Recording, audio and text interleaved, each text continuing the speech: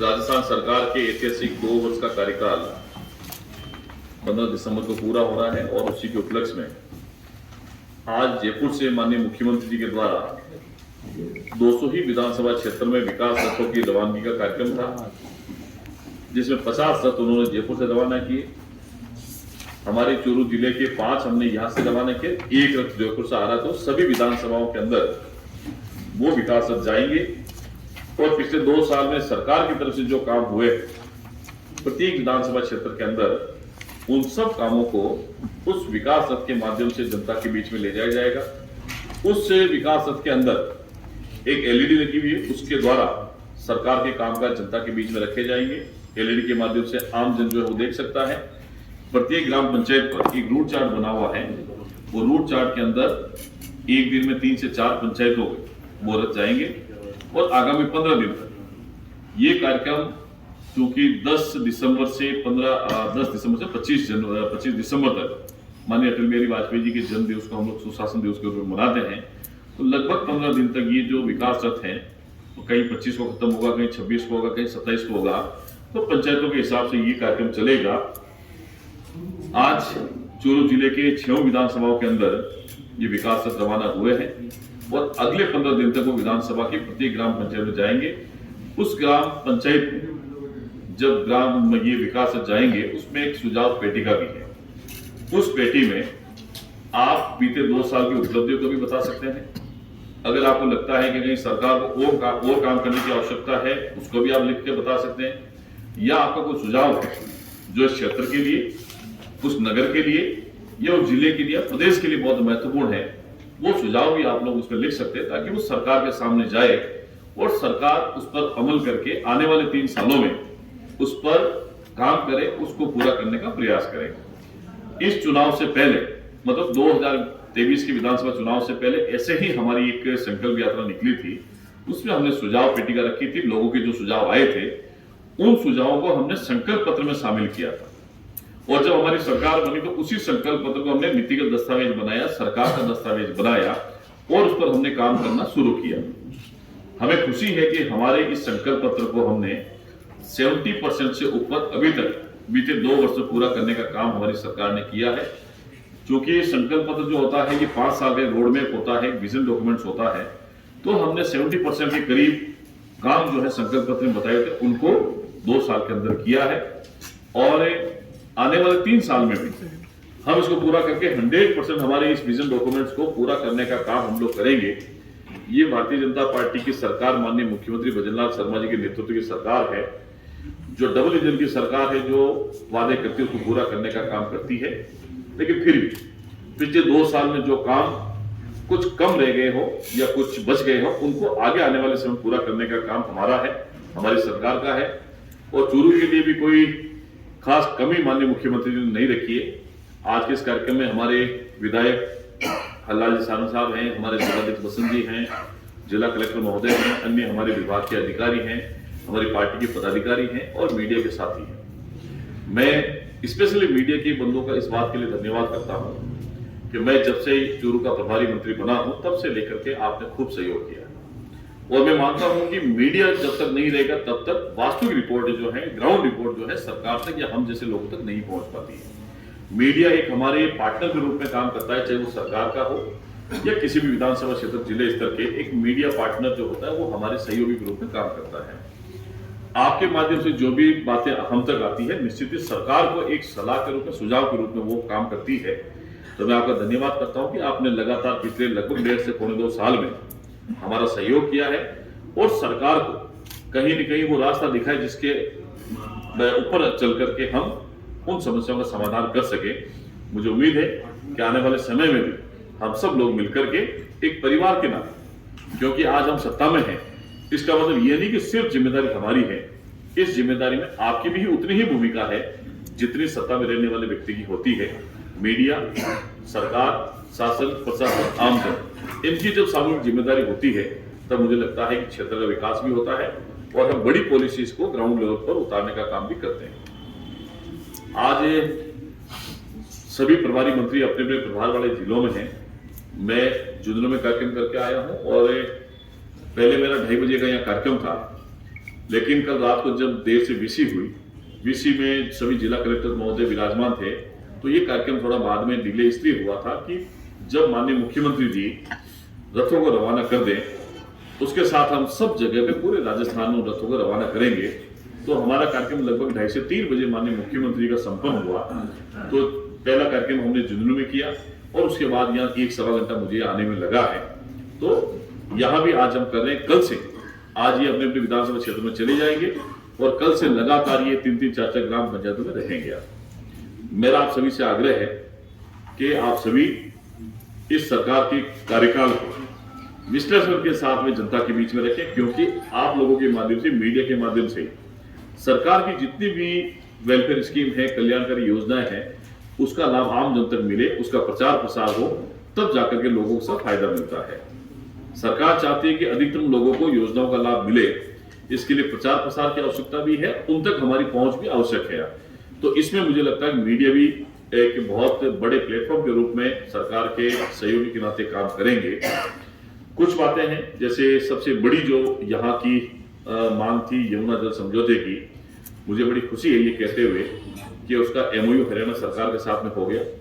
MOU के बाद में उसका डीपीआर के लिए एजेंसी को वर्क आउट दे दिया गया और उसकी जो ग्राउंड की जो सर्वे है, उस सर्वे का काम भी, अलाइनमेंट का जो काम था वो लगभग पूरा हो गया। बहुत जल्दी आने वाले समय में दूसरे स्टेप इसका काम शुरू होगा।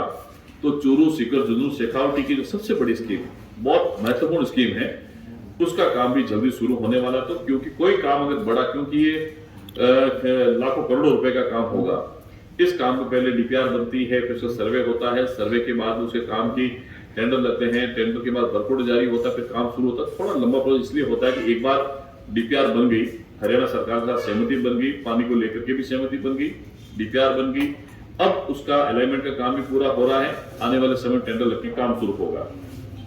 इसके अलावा सबसे ज्यादा फसल बीमा का क्लेम अगर किसी जिले को मिलता है तो वो चूरू जिला है।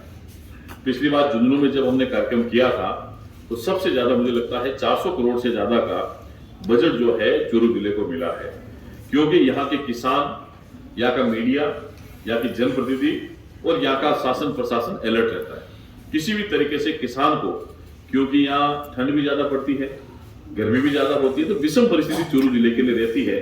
तो यहाँ आप लोगों की तत्परता के कारण से किसानों को उनकी जो फसल खराबी होती है उसका मुआवजा भी मिलता है। आने वाले समय पूरा प्रयास रहेगा, किसानों को कोई भी दिक्कत आएगी उसको हम सब मिल बैठ करके पूरा करेंगे। हमने बहुत सारे काम जो 2 साल में किए हैं उसके बारे में विस्तृत में लगातार प्रेस के माध्यम से आप लोगों के बीच में करते हैं। अगर आप कहें तो हम छोटा जो ब्रीफ नोट है हमारा संक्षिप्त योजनाओं का, वो आप लोगों के बीच में रखें। और मुझे कहते बड़ी खुशी है कि राजस्थान आज राष्ट्रीय परियोजना की वो 11 स्कीम है, 11 स्कीम के अंदर राजस्थान नंबर 1 की पोजीशन पर है। आपके 5 परियोजना राष्ट्रीय ऐसी है जिसमें राजस्थान नंबर 2 पर है और 9 परियोजना ऐसी राष्ट्रीय जिसमें हम लोग 3rd नंबर पर है। ये राजस्थान के वास्तव में मुख्यमंत्री के विजन को दर्शाता है कि आज हम वर्ष 2025 का कंक्लूजन निकाले, डिस्कस अगर हम लोग निकालेंगे तो राजस्थान अन्य प्रदेशों के मामले में बहुत तेज गति से आगे बढ़ रहा है। और उसी का परिणाम है, बिना मॉनिटरिंग के, बिना हमारी एक्टिवनेस के और बिना हमारे सहयोग के इस काम को पूरा नहीं किया जा सकता है। तो वो लगभग 25 करीब ऐसी राष्ट्रीय परियोजनाएं हैं जिसमें राजस्थान 1, 2 और 3 की पोजीशन पर है। इसको लगातार हमें आगे बढ़ाना है, मेंटेन रखना, इस बात के लिए भी हम लोग प्रयास करेंगे। सरकार की जिम्मेदारी है कि आम लोगों को सड़क, पानी, चिकित्सा, शिक्षा, बिजली, ये जितनी भी मूलभूत सुविधाएं हैं उसकी व्यवस्था सरकार के द्वारा हो। मैं समझता हूं कि समस्या विहीन कोई गांव नहीं हो सकता है, समस्या विहीन कोई जिला नहीं है और समस्या विहीन कोई व्यक्ति नहीं है।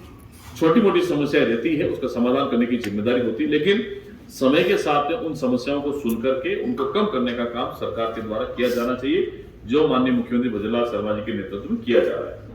बहुत सारे काम जो राजस्थान स्तर के हैं वो भी हो रहे हैं, जिला स्तर के हैं वो भी हो रहे हैं। अगर चूरू जिले की बात करें, यमुना जल के बारे में मैंने बता ही दिया।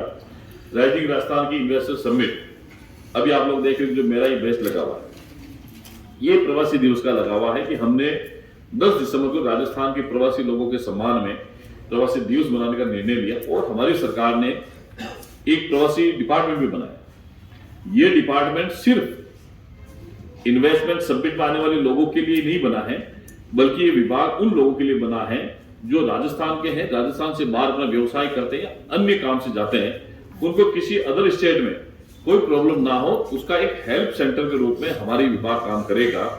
और देश के बाहर भी अगर कोई राजस्थानी काम करता है तो उसके लिए भी वो बड़ा मददगार डिपार्टमेंट होगा। तो पहली बार राजस्थान में प्रवासी बंधुओं के लिए माननीय मुख्यमंत्री ने विभाग बनाया है।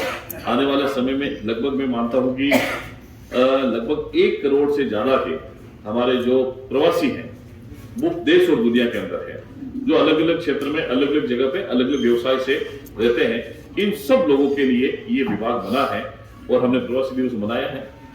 हजारों लोगों प्रवासियों की उपस्थिति ये दर्शाती है कि राजस्थान सरकार में उनका भरोसा है।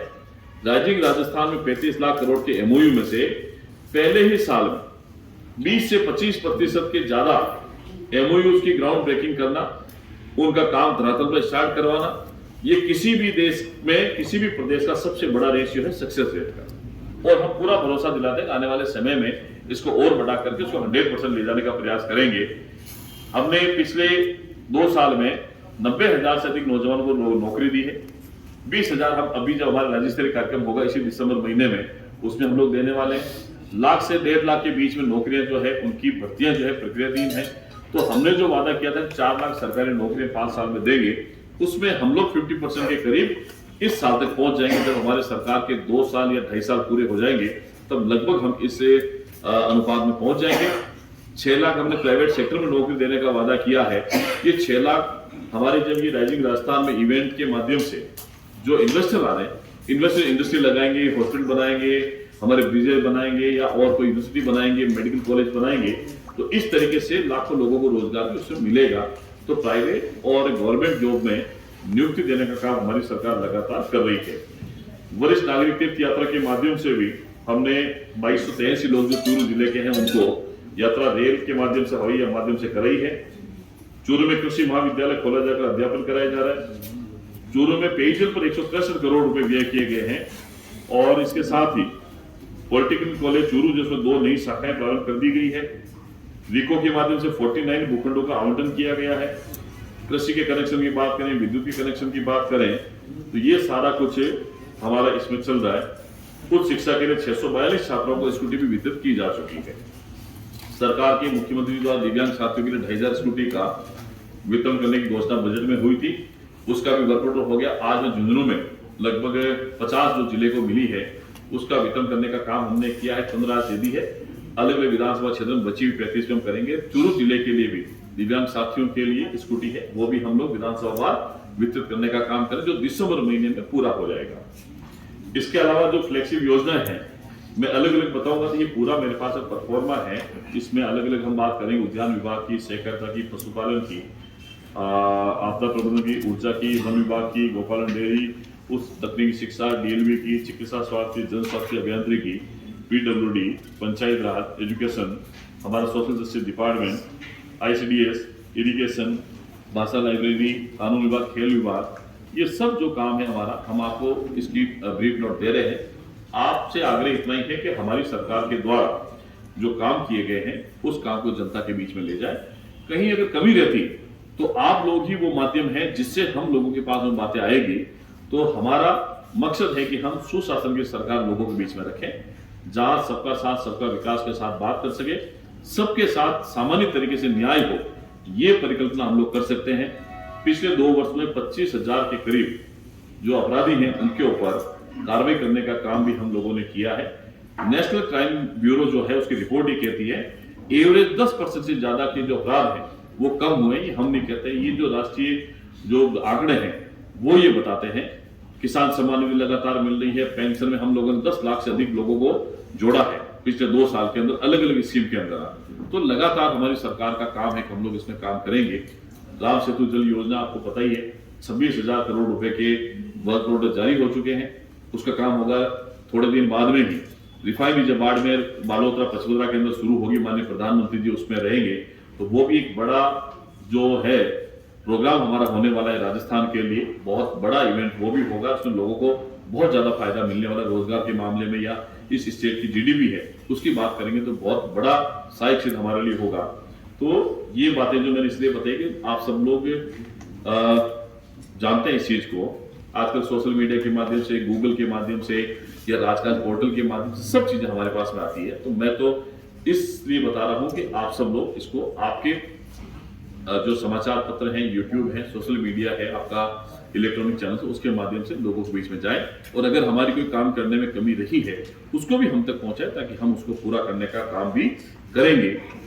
आपका इतना ही आग्रह है कि आप लोग जैसे हम लोग जिस तरीके से काम करते हैं वैसे आप भी काम करते हैं, तो हम तो इतना ही कहेंगे भी आप लोग सकारात्मक तरीके से इस सरकार के साथ मिलकर के हम लोगों को रास्ता बताए कि अगर हम इस तरीके से काम करेंगे तो हम और इसमें सफलता पा सकते हैं। तो मुझे मीडिया के साथी बंधुओं से यही आग्रह करना है कि आप लोग सरकार की योजनाओं को प्रचार प्रसार तो करें, लेकिन अगर कहीं आपका सुझाव भी लगता है कि इसमें अगर हम लोग सुधार कर सकते हैं वो भी आप लोग बताएं और आपकी बताई हुई बातों को निश्चित ही हम लोग आगे बढ़ाएंगे, उसको पूरा करने का काम करें।